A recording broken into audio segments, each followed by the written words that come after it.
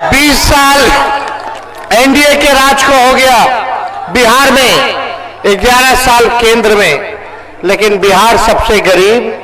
सबसे ज्यादा पलायन यहीं से,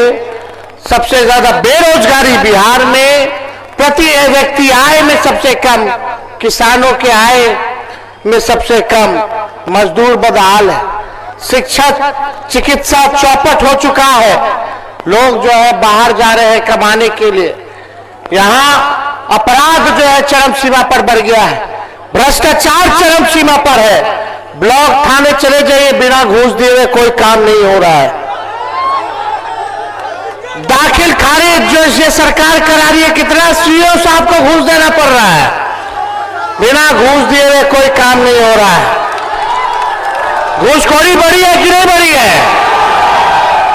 फिर से यही लोग आ जाएंगे तो सोच लीजिए घूसखोरी कितनी बढ़ जाएगी, भ्रष्टाचार कितना बढ़ जाएगा।